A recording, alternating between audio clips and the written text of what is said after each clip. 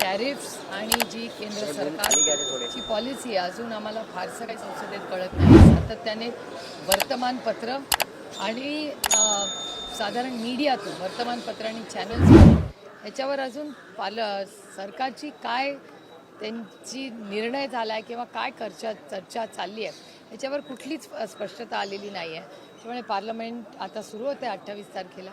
आम्ही सविस्तर फॉरेन पॉलिसीवर चर्चा मागणार आहे, कारण का हे खूप महत्त्वाचं आहे. जगामध्ये काय परिस्थिती तुम्ही चालली आहे बघताय, त्याच्यामुळे होणारा इफेक्ट, चांदी सोन्याचा भाव तुम्ही बघा, मार्केट्स बघा, म्हणजे मध्यम वर्गाने जी इन्व्हेस्टमेंट सगळ्या गोष्टींमध्ये केली आहेत त्याची परिस्थिती, आता दावोसमध्ये झालेल्या अनाऊन्समेंट्स, त्यामुळे देशामध्ये नक्की काय झालं आहे किंवा ट्रम्प साहेबांनी केलेलं तिथलं भाषण त्याचा आपल्या पॉलिसीजवर काय इम्पॅक्ट होतं आहे, खूप मोठी आव्हानं आपल्याच देशात नाही जगामध्ये सगळीकडेच होत आहे.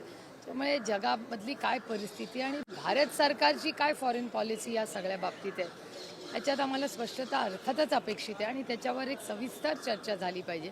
एक तर हे सेशन अतिशय महत्त्वाचं आहे आणि काही बजेट सेशन आहे आणि 1 तारखेला भारताचं बजेट निर्मलाताई जेव्हा सादर करतील त्याच्यातही आमच्या अनेक अपेक्षा आहेत या बाबतीत, की भारतातला जो इन्व्हेस्टर आहे किंवा आत्मनिर्भर भारतबद्दल सातत्याने प्रधानमंत्री बोलतात, तर त्या आत्मनिर्भर भारतच्या पॉलिसीबद्दल काय पॉलिसी शिफ्ट होतोय का, त्याच्यामुळे ज्यांनी इन्व्हेस्टमेंट्स एका धोरणात केल्या असतील त्याचं पुढे काय होणार, नक्की कुठल्या दिशेने आत्मनिर्भर भारतचा प्रोग्राम चालला आहे, फॉरेन पॉलिसीज ज्या दिलेल्या सबसिडीज आहेत इंडस्ट्रीला त्याच्याबद्दल काही बदल आहे का भारत सरकारच्या मनात, या जगामध्ये जे इम्पॅक्ट झालं आहे, अशी अनेक आव्हानं आज देशासमोर आहेत.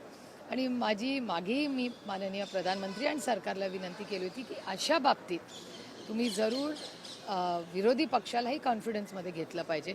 जसं ऑपरेशन सिंदूरच्या वेळेस आम्ही सगळ्यांनी देशाच्या हितासाठी आम्ही एक झालो, तसं फॉरेन पॉलिसीबद्दल ह्या सगळ्या सरकारनी हे आपल्या विरोधी पक्षातले अनेक तज्ज्ञ आहेत विरोधी पक्षांमध्ये ज्यांचा खूप मोठा अभ्यास आहे, डॉक्टर थरूर असतील किंवा मनीष तिवारी जी असतील, असे खूप लोक आज विरोधी पक्षातही आहेत जे त्या काळात ऑपरेशन सिंदूरलाही आम्ही सगळ्यांनी एकत्र काम केलं देशाच्या हितासाठी. तसं फॉरेन पॉलिसीच्या बाबतीत थोडंसं भारत सरकारने हे विषय गांभीर्याने घेण्याचं गरजेचं आहे आणि एक आमचं पूर्णपणे ठरलेलं आहे की शेतीच्या बाबतीत आम्ही कुठलाही कॉम्प्रोमाइज होऊ देणार नाही. मनरेगाचा आमचा पहिला तर विरोध होताच की मनरेगाचा रिव्ह्यू करायची गरजच नव्हती. जर स्ट्रेंथन करायचा होता तर स्ट्रेंथन करू शकले असते, म्हणजे जास्ती ताकद कशी देता येईल, तसं होताना दिलं नाही. आणि आश्चर्य आम्हाला ह्या गोष्टीचं वाटलं की त्यांनी एकतर महात्मा गांधींचं नाव त्याच्यातून जे कमी केलं हे आम्हाला खूप वेदना देणारं आणि दुःख देणारं होतं. आणि त्याच्यानंतर प्लस आणखीन एक आश्चर्यजनक गोष्ट झाली त्याच्यात की त्यांनी 60-40 म्हणजे जो वेतन यायचं ते 100% केंद्र सरकार द्यायचं. आता ते वेतन अर्ध होणार, जे 60 भारत सरकार, 40 महाराष्ट्र आणि मग त्याच्यात आणखीन पुढे बदल होऊ शकतात. अशा अनेक चर्चा त्या दिवशी चर्चेतही जेव्हा संसदेत चर्चा झाली आणि त्यानंतर मी सातत्याने मंत्री महोदयांचे पण तुमच्या सगळ्यांच्याच चॅनलवर शिवराज सिंग साहेबांचे स्टेटमेंट्सही बघते. त्यामुळे नक्की कुठे ते जाईल 2-4 वर्षांनी नरेगामध्ये अजून केंद्र सरकार त्याच्यातून अंग काढून घेईल का अशी भीती आमच्या मनात वाटते. आणि हा एक अतिशय उत्तम उपक्रम हा आणि काँग्रेस आणि त्या काळात सुरू झालेली स्कीम आहे ज्याची सुरुवात या रोजगार हमीची तुमच्या आणि माझ्या महाराष्ट्रातून जाऊन आपण देशाला दिशा दिली आहे. त्याच्यात ग्रामीण भागातल्या कष्ट करणाऱ्याचा जो शेवटचा माणूस आहे त्याच्या हाताला काम या स्कीममधून दिले आणि त्याच्यात आज होणारे बदल हे कुठल्या राज्याच्या आणि देशाच्या गरीब कष्ट करणाऱ्यांसाठी हे चिंताजनक आहे.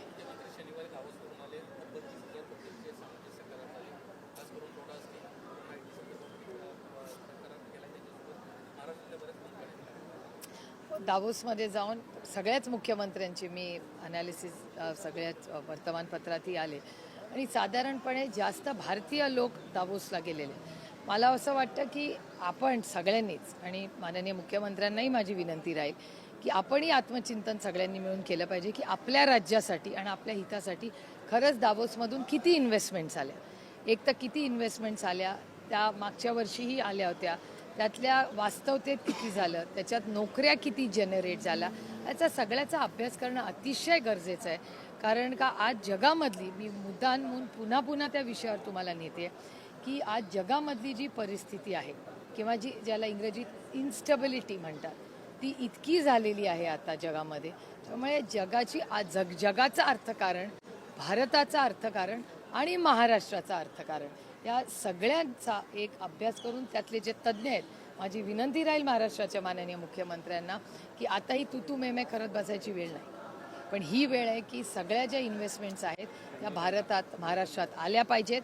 वेळ पडली तुम्ही एक तज्ज्ञांची टीम करा आणि महाराष्ट्रामध्ये जगाची जी अनसर्टन्टी आहे त्याच्यात महाराष्ट्र आणि भारत मागे पडता कामा नये.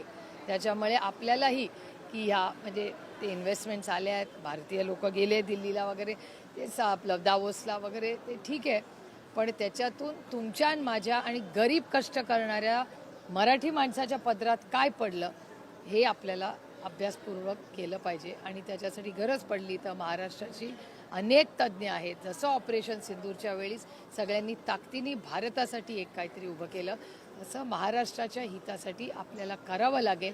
कारण का फॉरेन पॉलिसीबद्दल अजून आम्हाला तरी स्पष्टता येत नाही.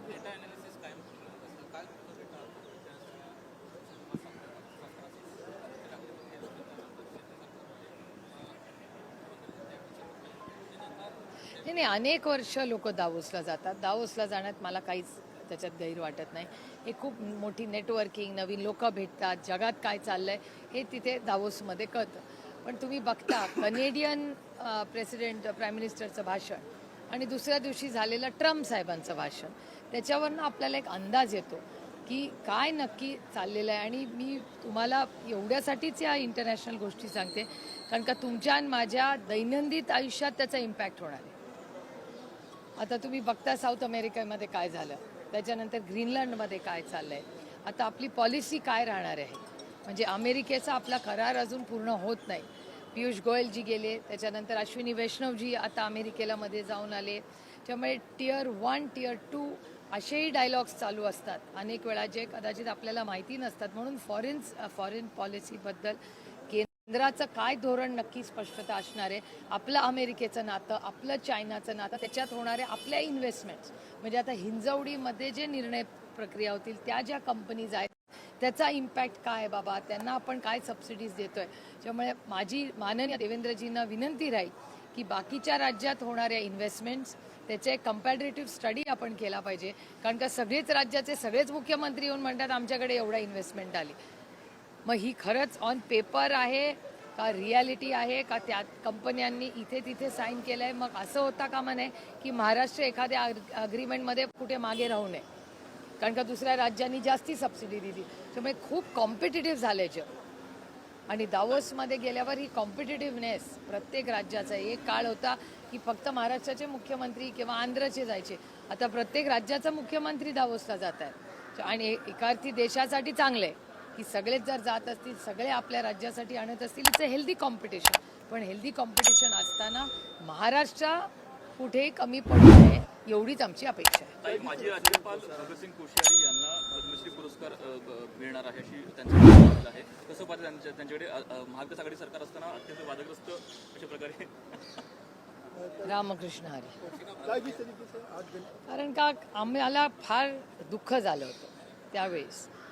म्हणजे ते जेव्हा महाराष्ट्रात होते, जरी आम्ही विरोधात, ठीक आहे गव्हर्नर साहेबांचा एक वेगळा मान असतो, पण त्यांच्या काळात त्यांनी जी म्हणजे ज्यांना आमच्या देवाचा मान आहेत, आम्हाला आमचे श्रद्धास्थान आहेत, असे महात्मा ज्योतिबा फुले आणि सावित्रीबाईंबद्दल वगैरे ज्या कॉमेंट्स केल्या ना, त्या आम्हाला वेदना देऊन गेल्या. त्यामुळे ते एक मनात नेहमी तेवढी कटुता आणि दुःख हे आयुष्यभर राहील. कारण का ज्यांचे आपले श्रद्धास्थान आहेत त्यांच्याबद्दल अशा कॉमेंट्स करणं हे चांगलं नाही. आणि एका वयस्कर आणि पदावर असलेल्या माणसाने, त्याच्यामुळे आम्हाला खूप वाईट वाटलं.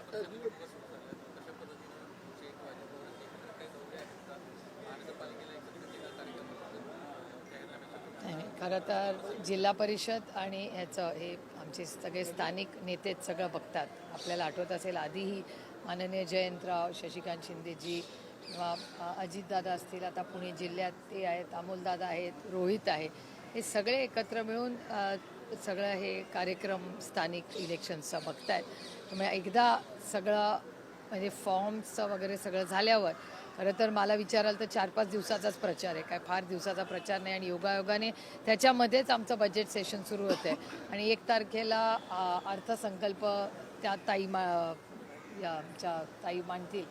त्याच्यामुळे निर्मलाताईंचा त्याच्यातच मध्ये येईल. त्याच्यामुळे आता सगळे कसा वेळ दिल्लीचे सगळे लोक नेते काढतील हे माहिती नाही, पण बघूया आता त्याचं नियोजन करतोय. बोलताना त्यांची लक्षात पडले जे आहे त्यांनी शरद पवारांवरती आरोप केलेले आहेत. तर पवार हे 4 वेळा मुख्यमंत्री होते, त्यावेळी लोकांवरती अन्याय केले, त्यांनी तेव्हाच आपला लोकशाही हे प्रत्येकाला बोलायचा अधिकार आहे.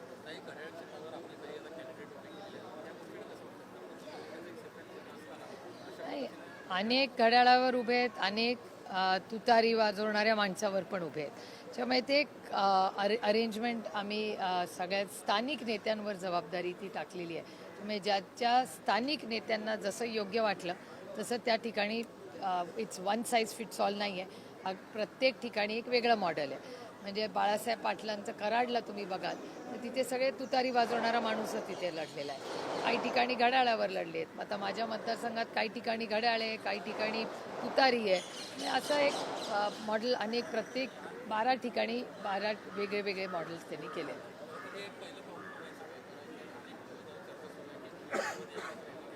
नाही, कामापुरतं आम्ही एकत्र आहोतच आत्ता.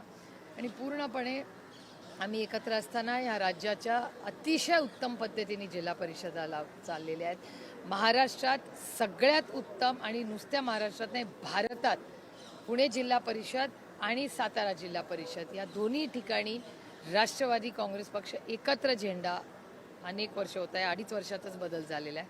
तोपर्यंत अतिशय उत्तम कामाने, मी म्हणत नाही आहे केंद्र सरकार हे भारतीय जनता पक्षाचे मंत्री आहेत, पण रेटिंगमध्ये भारतामध्ये पुणे जिल्हा परिषद आणि सातारा जिल्हा परिषद यांचं काम याची नोंद भारत सरकारने घेऊन त्यांना अतिशय नेहमी बक्षीसही दिलेले आहेत. त्याच्यामुळे या सगळ्या कामामध्ये राष्ट्रवादी काँग्रेस पक्षाने या दोन्ही जिल्हा परिषदमध्ये जे केलेलं काम आहे ह्याचं नेहमीच कौतुक झालेलं आहे विरोधकांकडून आणि सत्तेतल्या लोकांना. त्याच्यामुळे अर्थातच ज्यांनी उत्तम काम केलं आहे मेरिटमध्ये त्यांना त्याची सेवा करायची जबाबदारी मिळावी एवढीच अपेक्षा. कशावर?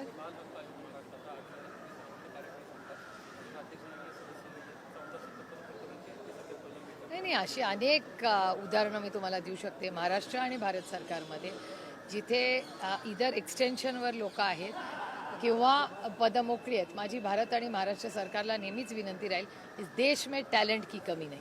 या देशात टॅलेंटची खरंच कमतरता नाही आहे. आणि तातडीने माननीय मुख्यमंत्र्यांनी आणि केंद्र सरकारने ज्या ज्या या जागा आहेत ह्या, ज्याची एक मी पार्लमेंटमध्ये लिस्ट वाचून दाखवली होती भारत सरकारच्या, अशा किती महत्त्वाच्या जागा ह्या आता तिथे कोणी नाही आहे निर्णय प्रक्रियेत. आणि महाराष्ट्रात हे अतिशय संवेदनशील पद आहे. त्याच्यामुळे त्याच्यावर तातडीने माननीय मुख्यमंत्र्यांनी निर्णय घेतला पाहिजे.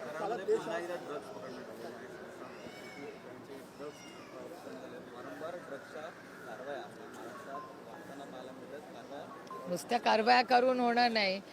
नुसतं ड्रग्ज पकडून प्रश्न सुटणार नाही आहे. ते ड्रग्ज बंदी, आणि नुसती बंदी कागदावर नाही, ऑन ग्राउंड बंदी आणली पाहिजे. मी अनेक वेळा तुमच्याही चॅनलवर विनंती केली आहे की काही गोष्टींमध्ये राजकारण, आपण आपले मतभेद बाजूला ठेवून कधीतरी आपल्या नवीन पिढीच्या, पुढच्या पिढीच्या हितासाठी आपण एकत्र काम केलं पाहिजे. आणि म्हणूनच सातत्याने मी महाराष्ट्राच्या माननीय मुख्यमंत्र्यांना विनंती केली आहे की तुम्ही पुढाकार घ्या. तुम्ही जर ड्रग मुक्त महाराष्ट्र करणार असाल तर देवेंद्रजींच्या मागे ताकदीने, माणुसकीच्या नात्याने, जसं आम्ही ऑपरेशन सिंदूरच्या वेळेस भारताच्या हितासाठी विरोधी पक्ष आणि सत्ताधारी एक आले, तसं ड्रग्ज मुक्त महाराष्ट्र करण्यासाठी विरोधी पक्ष आणि सत्ताधारी आमचे सगळे राजकीय मतभेद बाजूला ठेवून आम्ही ताकदीने महाराष्ट्राच्या हितासाठी एक येण्यासाठी, ड्रग्सच्या विरोधात, पण त्या बाबतीत त्यांनी कठोर न कठोर हे निर्णय घेऊन ॲक्शन घेतलीच पाहिजे. ही आमची, आणि एक फक्त राजकीय काम करते म्हणून नाही, आई म्हणून, एक जबाबदार नागरिक म्हणून माझी हात जोडून महाराष्ट्राच्या माननीय मुख्यमंत्र्यांना विनंती आहे की ड्रग्ज मुक्त महाराष्ट्र हा झालाच पाहिजे. आणि ड्रग्जमध्ये असंही कोणीतरी सापडलं तर कुणालाही माफी नाही. संभाजी भिडेंनी पुन्हा एकदा आरोप केलेला आहे शरद पवारांवर असे राष्ट्रद्रोह म्हणून उल्लेख आहे त्याचा वारंवार ही लोकशाही आहे, बोलायचा अधिकार आहे लोकांना. लोकांना सगळं माहिती आहे. चलो मला 11 वाजता झेंडा वंदन आहे. आज गणतंत्र दिवस मना रहा है। कहीं आपने ट्रम्प के लगाए हुए टैरिफ की बात की, फॉरेन पॉलिसी को लेकर आपने बात की, एग्रीकल्चर पे कोई कॉम्प्रोमाइज नहीं, हमें सिर्फ हमारी विनती है, भारत सरकार को अभी बजट सेशन शुरू हो रहा है, तो मेरी विनती है महाराष्ट्र भारत के प्रधानमंत्री जी से कि एक मिनिस्ट्री ऑफ एक्सटर्नल अफेयर्स और माननीय प्रधानमंत्री जी ने आज देश में और दुनिया में जो हो रहा है इसका एक ब्रीफिंग पार्लियामेंट को और देश को देना चाहिए और उस पर एक चर्चा सत्र लेना चाहिए पार्लियामेंट में. जिस तरीके से दावोस में जाके आए सीएम, नहीं, दावोस में जो इन्वेस्टमेंट्स आई, हर राज्य के मुख्यमंत्री वहाँ आज जा चुके हैं. सचमुच कितना आया, रियलिटी कितनी होगी, उसमें जॉब क्रिएशन की नौकरियाँ कितनी मिलेगी, ये सब इवैल्यूएट करना पड़ेगा. लेकिन एक चीज़ बदलाव बहुत दिख रहा है कि भारत में हर राज्य से मुख्यमंत्री अभी दावोस जा रहे, तो कंपटीशन बढ़ रहा है. एक ऐसा ज़माना था, पवार साहब मुझे अभी भी याद है, वो ज़माने में वो और प्रधानमंत्री जी उस टाइम के गए थे दावोस, उसको 20-30 साल गए, तो दूसरे कोई राज्य से कोई नहीं जाता था, महाराष्ट्र ही जाता था. लेकिन अब सब राज्य से लोग जाने लगे, तो कंपटीशन भी बढ़ रहा है. और कंपटीशन इज़ हेल्दी, अच्छी बात है, भारत से और मुख्यमंत्री जा रहे हैं. लेकिन it has to become a reality. हाथ में आप दावोस जा रहे, इन्वेस्टमेंट ला रहे हैं, ज़्यादातर वहाँ भारत के ही लोग दिख रहे हैं MOU करते हुए.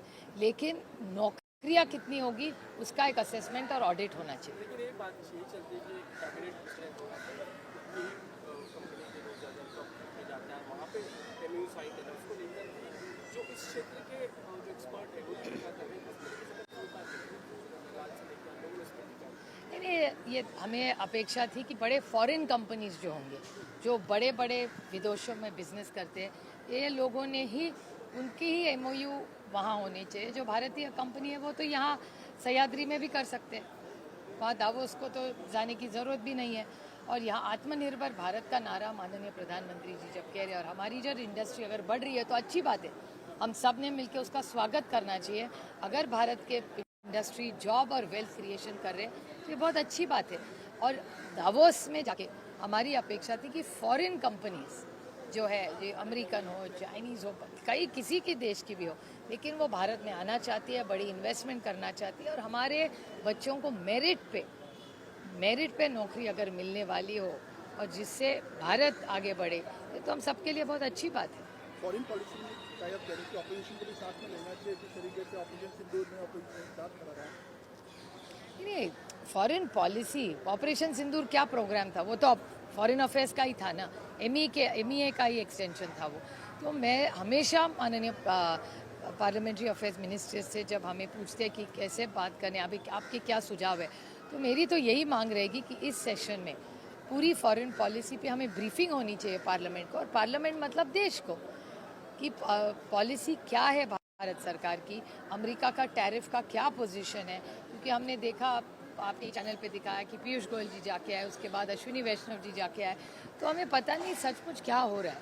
तो हमारी अपेक्षा है कि देश के हित के लिए हम सबको ब्रीफिंग देना चाहिए. शिवसेना यूबीटी ने क्रिटिसाइज किया जिस तरीके से महाराष्ट्र के पूर्व राज्यपाल भगत सिंह कोश्यारी को भी पद्मश्री दिया जा रहा है. हमें बहुत दुख हुआ क्योंकि जब वो देखिए, राज्यपाल होना एक बहुत बड़ी बात है और वो भी महाराष्ट्र में बहुत सम्मान की बात है. लेकिन जब वो यहाँ थे, जिस तरह से उन्होंने हमारे जो श्रद्धा स्थान है, महात्मा ज्योतिबा फुले और सावित्रीबाई फुले, उनका जिस तरह से उनके ऊपर जो कमेंट्स किए थे वो हमें अच्छे नहीं लगे. हमें बहुत दुख हुआ क्योंकि हमारे लिए वो श्रद्धा स्थान है, हमारी श्रद्धा, प्यार, विश्वास है उन पे. तो उनके लिए जिस तरह से उन्होंने शब्द इस्तेमाल किए थे, इसका मैं आज भी खंडन करती हूँ और हमेशा करती रहूँगी. क्योंकि हमें बहुत दुख हुआ कि जिस तरह से उन्होंने कहा. तो ऐसे आदमी ने, जिन्हें हमारे श्रद्धा स्थान का अपमान किया है, उनको इतना बड़ा सम्मान मिल रहा है, तो हमें बिल्कुल दुख ही होगा. मैडम, भिवंडी निजामपुर जो महानगर पालिका है उसमें हम देख रहे हैं कि आपकी पार्टी कांग्रेस हो और साथ में कुणाल मंडल मिलकर एक सेकुलर फ्रंट बना के वहाँ पे सरकार बनाने जा रहे हैं. मुस्लिम फेस जो है मेयर के तौर पे देने की बात चल रही है, इसको लेकर बीजेपी क्या कर रही है, मुस्लिमीकरण हो रहा है, इस की बात कर रहे हैं, क्या कुछ आप उसके पीछे सोच रहे हैं? मुझे नहीं पता, लेकिन मैंने आप ही के चैनल पे देखा कि भारतीय जनता पार्टी और MIM भी साथ में सर बल रहे कुछ. तो इस सब नगर पालिके में सबसे अच्छा है कि ज़्यादा कोई ना बोले, क्योंकि इस टाइप ऐसे अलायंसेस हो रहे हैं कि समझ में नहीं आ रहा है कौन किसके साथ है, जो सत्ता में है, जो विपक्ष में है, पूरा एक मतलब कुछ है। इस टाइम जो इलेक्शन हुआ है तो पेपर देखते हैं हर पार्टी कि किसका अलायंस किसके साथ है, तो अच्छा है। मुझे याद है अमित शाह जी ने एक बार भाषण किया था पार्लियामेंट में और उन्होंने कहा था कि मैं अमित शाह जी को कोट कर रही हूँ बड़ी विनम्रता से कि एक उंगली आप जब किसी को दिखाने हैं ना तो 3 उंगलियां आपकी तरफ होती है। ऐसा सबका ही हो गया महाराष्ट्र में। नहीं मेरा फ्लॅग होइस्ट गरजा हिंदुस्तान चॅनलला सबस्क्राईब करा आणि ताज्या घडामोडी जाणून घेण्यासाठी बेल आयकॉनवर प्रेस करा.